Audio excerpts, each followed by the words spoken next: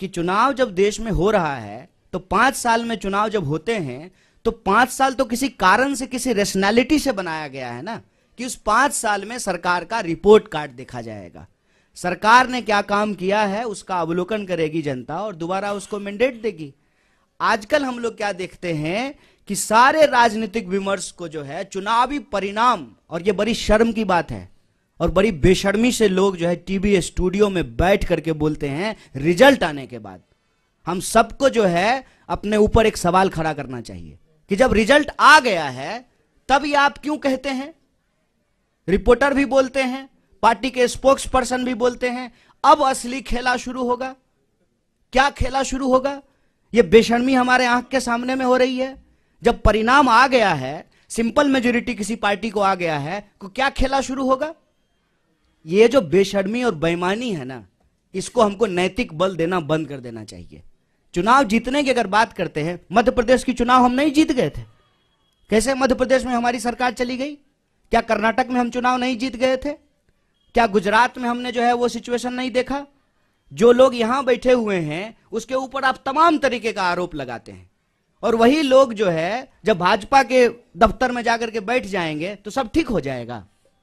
क्या इस पे हम सवाल खड़ा नहीं करेंगे? आज इस देश में इंस्टीट्यूशंस पे अटैक है और इलेक्शन एक कंपोनेंट है। हमको दूसरे इंस्टीट्यूशंस के भी बारे में सोचना पड़ेगा। पार्लियामेंट अचानक से बंद कर दिया गया, बताइए। अचानक कोविड हो गया और सुबह में कोविड हुआ और शाम में कोविड समाप्त हो गया। वही लोग जो मास्क लगा करके पार्लियामेंट में आए थे सुबह में, शाम में मास्क लगाना भूल गए। भीड़ में जाते हैं तो मास्क नहीं लगाते हैं। जब रैली में जाते थे, जब डेल्टा वेरिएंट था, दीदी ओ दीदी कर रहे थे बंगाल के चुनाव में जाकर के, डेल्टा वेरिएंट था, तब जो है मास्क नहीं लगा रहे थे। और जब चीफ मिनिस्टर्स के साथ ऑनलाइन मीटिंग हो रही है, जूम कॉल हो रहा है, तब मास्क लगा लिए हैं। लोग को मूर्ख समझते हैं, बेवकूफ समझते हैं।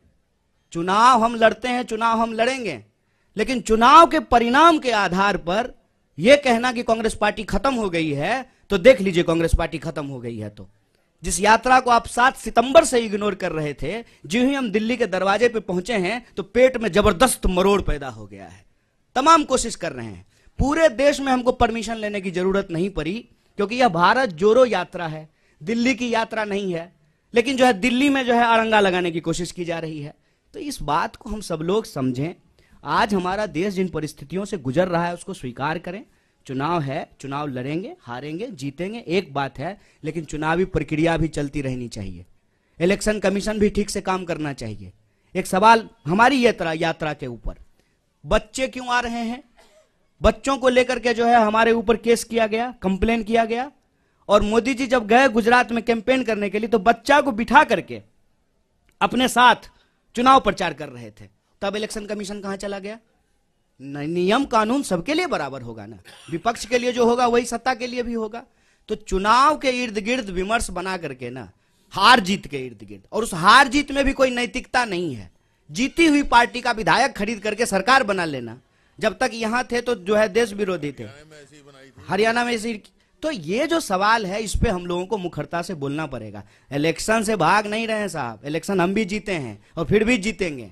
इनको डर यही लग रहा है ना कि दिल अगर जीत लिया ना तो इस चुनाव कैसे हराएंगे। सारा सूटकेस जो है ना चाणक्य साहब का, वो घर में ही रखा रह जाएगा। एक बार जब लोग तय कर लेते हैं ना कि बिकेंगे नहीं, और जो लोग खरीदेंगे ना, आपको दिल्ली का एग्जाम्पल देना चाहते हैं। दिल्ली के भी प्रभारी हमारे बीच में मौजूद हैं।